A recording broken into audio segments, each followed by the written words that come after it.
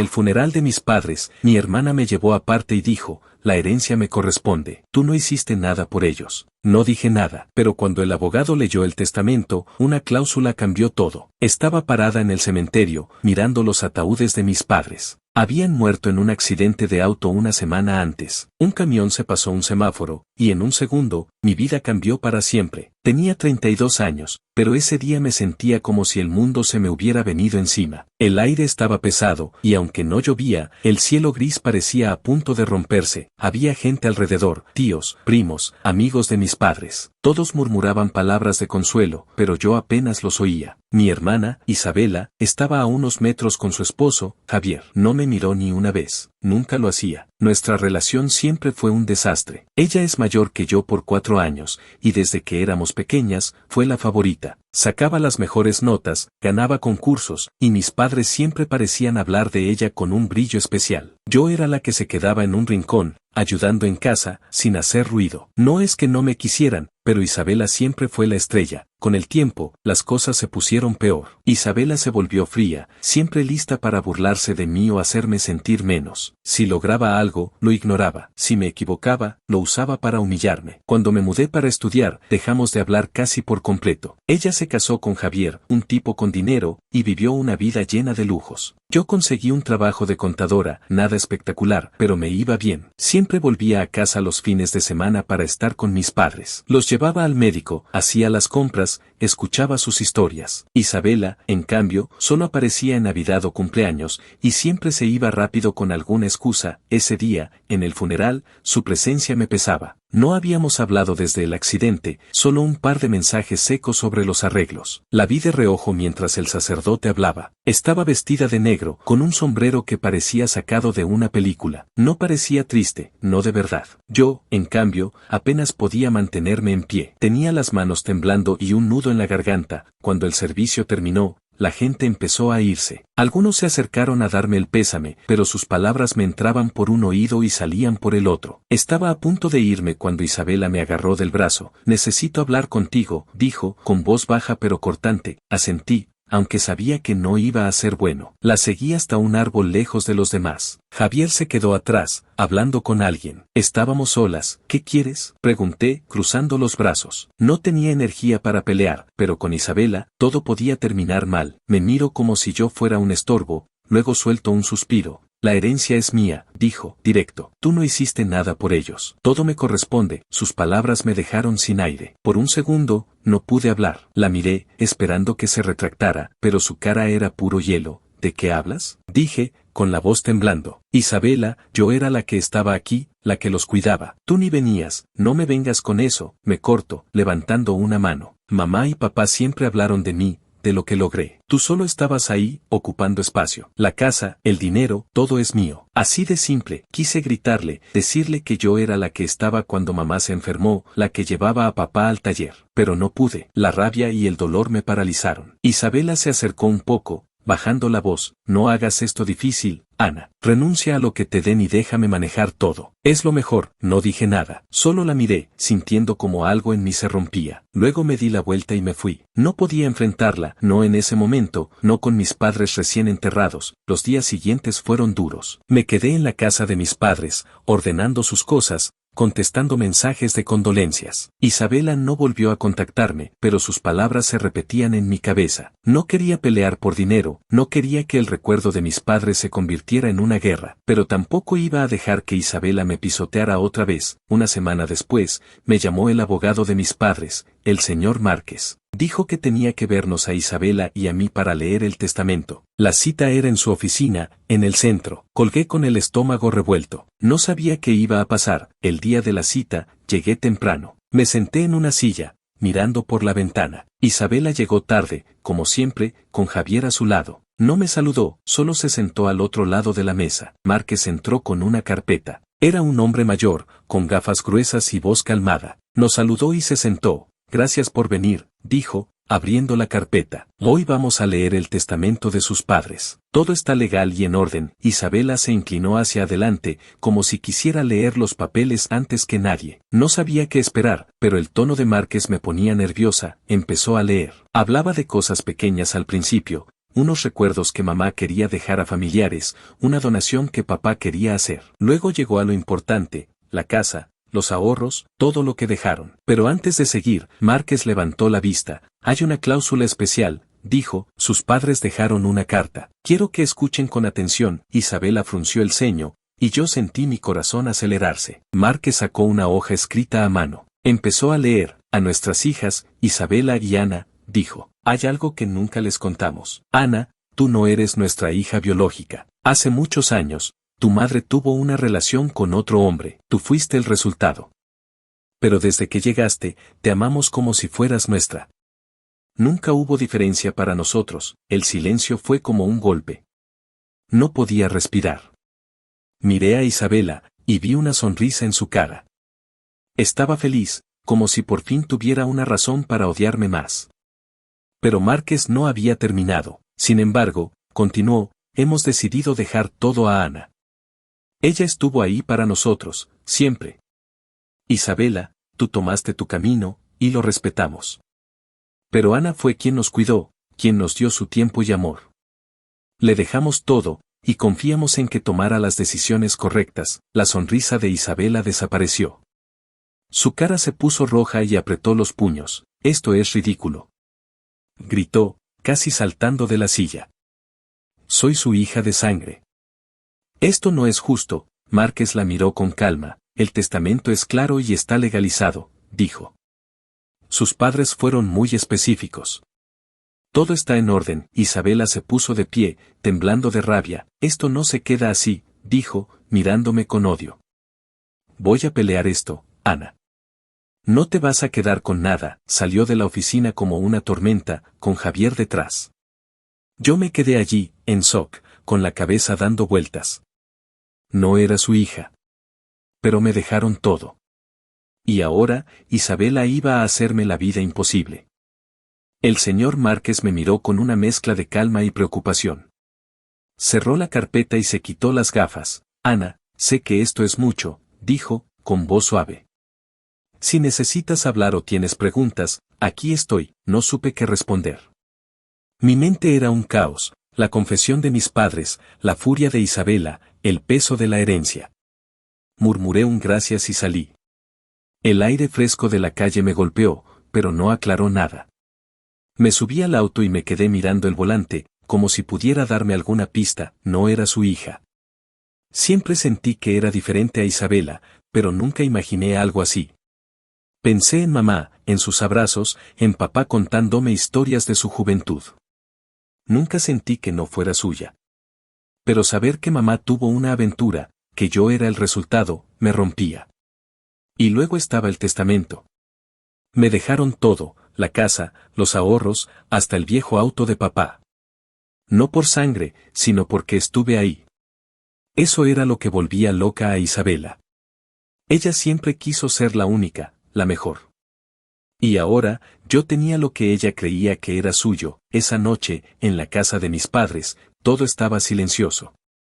Me senté en el sofá, mirando las fotos en la pared, mamá y papá en un viaje, Isabela y yo de niñas, fingiendo que nos llevábamos bien. Mi celular vibró con un mensaje de mi amiga Laura. ¿Estás bien? Sé que hoy fue la lectura. Llámame si quieres hablar. Quise escribirle, pero no tenía fuerzas. Me quedé mirando el techo, pensando en qué hacer. Sabía que Isabela no iba a parar. Su amenaza no era un arranque, tenía dinero, contactos y un ego que no aceptaba perder. Pero yo no podía ceder. No era solo por la herencia. Era por mis padres, por lo que ellos querían. Los días siguientes fueron un torbellino. Tuve que firmar papeles, reunirme con Márquez y lidiar con la sensación de que Isabela estaba tramando algo. No me contactó, pero un primo me contó que estaba hablando con abogados, diciendo que el testamento era una farsa. Cada vez que escuchaba su nombre, sentía una mezcla de miedo y rabia. Pero también había algo nuevo, ganas de enfrentarla. Una mañana, mientras revisaba documentos en la cocina, sonó el timbre. Era un repartidor con una carta certificada. La abrí y vi el membrete de un bufete caro. Isabela estaba impugnando el testamento. Decía que, como hija biológica, la herencia le correspondía, y que mis padres no estaban en sus cabales cuando lo escribieron. También insinuaba que yo los había manipulado. Eso me dio furia. ¿Manipularlos? Yo, que di todo por ellos, mientras ella solo aparecía cuando le convenía, llamé a Márquez de inmediato. Me explicó que Isabela podía pelear, pero que el testamento era sólido. Mis padres lo habían hecho con un notario y testigos, y no había pruebas de que estuvieran mal. Va a ser una pelea dura, Ana, dijo. Pero tenemos la ventaja. Solo prepárate, porque Isabela no va a jugar limpio. Esa noche, hablé con Laura por teléfono. Le conté todo, y sentí que me quitaba un peso. No dejes que te aplaste, dijo Laura. Tus padres te dejaron todo por una razón. Pelea por ellos, tenía razón. Esto era por mamá y papá, por no dejar que Isabela ensuciara lo que ellos querían. Al día siguiente, recibí una llamada de un número desconocido. Era Javier, el esposo de Isabela. Sonaba tenso, como si no quisiera que lo descubrieran. Ana, tenemos que vernos, dijo. Es sobre Isabela. No puedo hablar por teléfono. Dudé. Javier nunca me había tratado mal, pero era leal a Isabela. Aún así, algo en su voz me hizo aceptar. Quedamos en un café pequeño al día siguiente. Llegué temprano, y Javier ya estaba ahí, en una mesa al fondo. Se veía agotado, con ojeras y el pelo desordenado. Me senté, lista para cualquier cosa. No tengo mucho tiempo, dijo, mirando alrededor. Isabela está obsesionada. No es solo la herencia, Ana. Quiere hundirte. Tragué saliva. No me sorprendía, pero escucharlo así era diferente. ¿Por qué me cuentas esto? Pregunté. Tú estás con ella. Javier suspiró y se pasó una mano por la cara. Porque estoy harto, dijo. Isabela siempre ha sido intensa, pero esto es demasiado. Está hablando de contratar investigadores, de buscar cualquier cosa para mancharte. No quiero ser parte de eso. Me quedé en silencio, procesando. Javier me dio un papel con el nombre de un abogado que Isabela había contratado, uno conocido por ser implacable. Solo ten cuidado, dijo, levantándose. Y no confíes en nadie. Salí del café temblando. No era solo Isabela, era todo lo que podía comprar con su dinero. Pero esa charla me dio claridad. Si ella iba a jugar sucio, yo tenía que ser más lista. Fui directo a la oficina de Márquez y le conté lo de Javier. No se sorprendió. Esto es lo que haremos, dijo. Vamos a armar una defensa sólida. Necesito que me cuentes todo sobre tu relación con tus padres. Cada detalle cuenta. Pasé horas con él, hablando de cómo cuidé a mamá cuando se enfermó, de las tardes arreglando el auto con papá. También le conté de Isabela, de cómo siempre estuvo ausente. Márquez tomó notas y dijo que teníamos un caso fuerte, pero entonces, Isabela decidió aparecer en persona.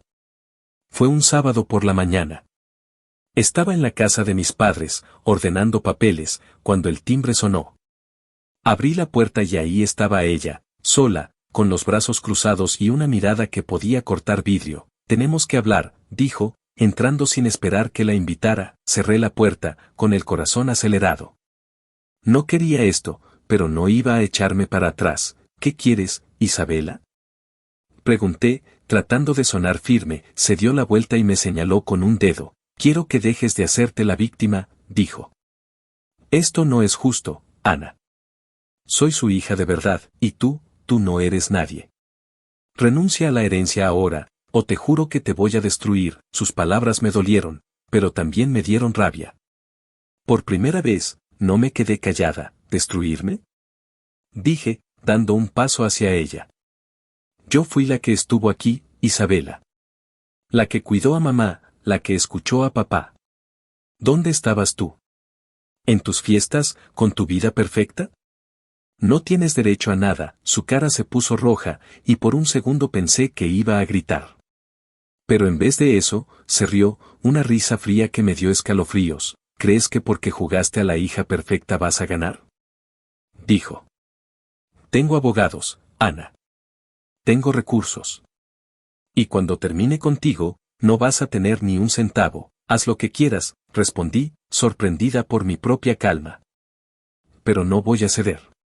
Mamá y papá querían que yo tuviera esto, y voy a pelear por ellos. Isabela me miró como si quisiera arrancarme la cabeza. Luego se dio la vuelta y salió, dando un portazo. Me quedé temblando, pero también sentí algo nuevo, fuerza.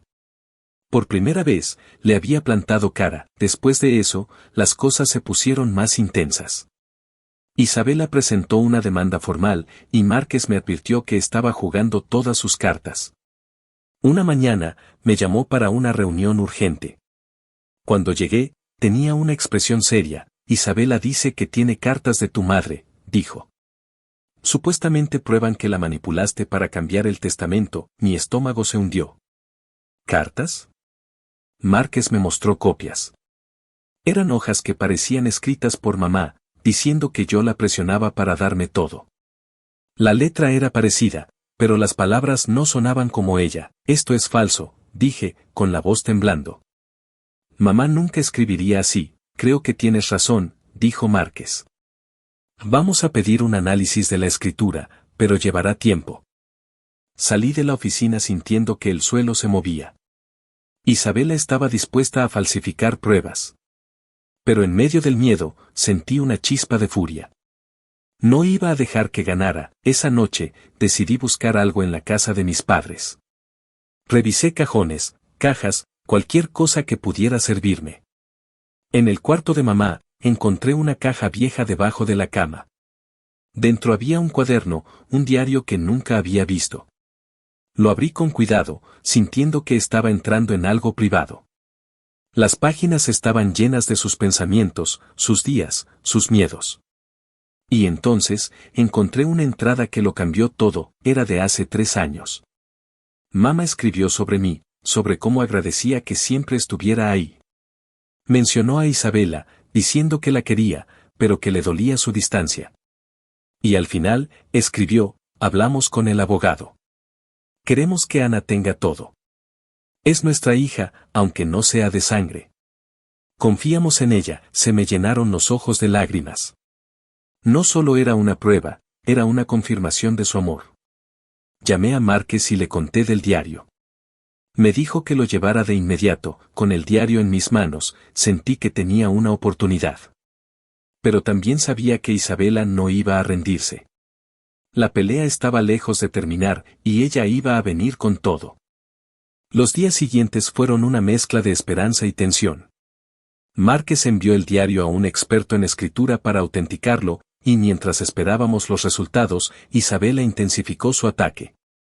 Sus abogados inundaban la oficina de Márquez con cartas, cuestionando cada detalle del testamento, exigiendo reuniones y presentando nuevos argumentos. Era como si quisieran agotarme, hacerme renunciar por puro cansancio.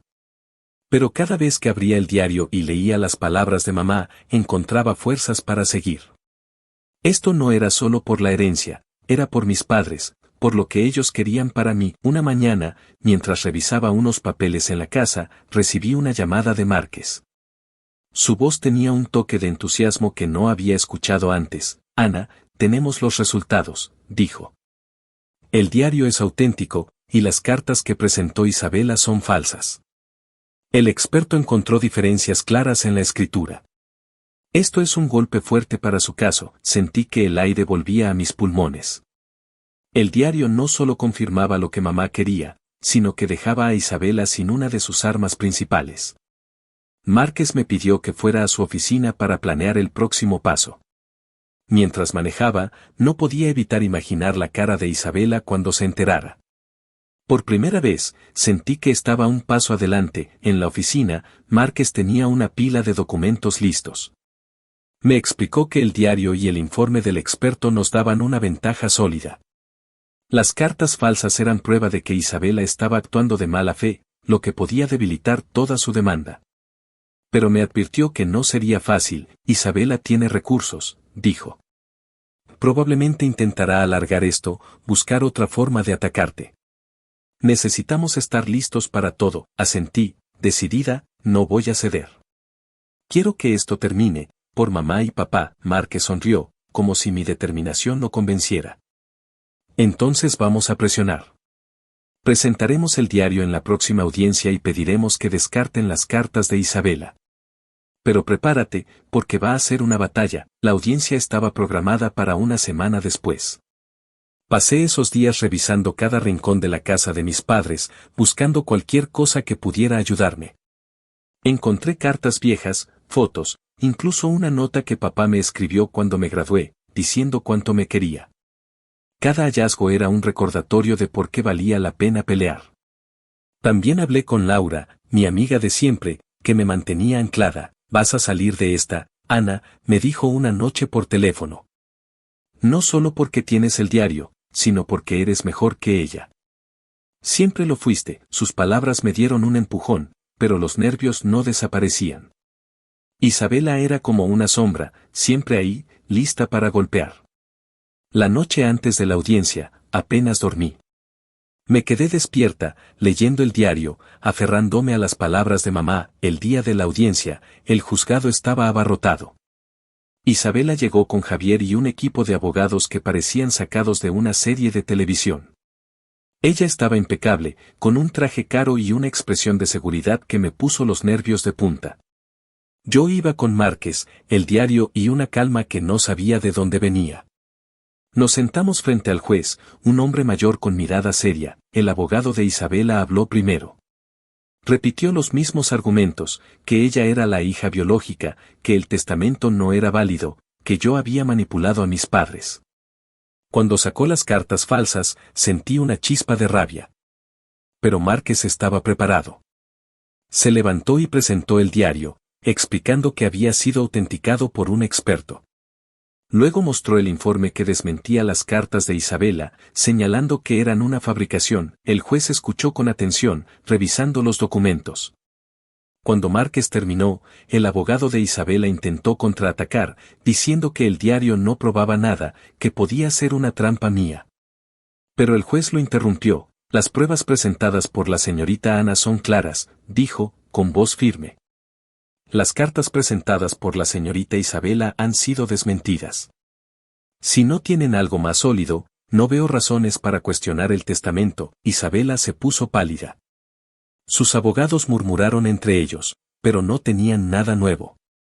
El juez pidió un receso para revisar todo, y salimos al pasillo. Isabela me miró desde el otro lado, con ojos que echaban chispas. Por un momento, pensé que vendría a gritarme, pero Javier la tomó del brazo y la llevó a un rincón. Durante el receso, Márquez me dio un apretón en el hombro. «Lo estamos haciendo bien, Ana. Quédate fuerte». Cuando volvimos, el juez dio su decisión. El testamento era válido. La herencia, la casa, los ahorros, todo, era mía, como mis padres querían. Pero luego, añadió algo inesperado. «Dado que la señorita Isabela es hija biológica», dijo, «y para evitar futuros conflictos, ordeno que reciba una parte pequeña de los ahorros, equivalente al 10% del total». Miré a Márquez, sorprendida. Me explicó en voz baja que era una práctica común, una forma de cerrar el caso sin dejar cabos sueltos. Isabela no parecía contenta, pero tampoco protestó. Supuse que, aunque no era lo que quería, algo era mejor que nada. Cuando salimos del juzgado, sentí un alivio inmenso, pero también un peso extraño. Había ganado, pero a un costo. La relación con Isabela, si es que alguna vez existió, estaba rota para siempre. En el estacionamiento, me acerqué a ella, sin saber bien por qué. Tal vez quería ponerle un punto final. «Isabela», dije, con voz tranquila.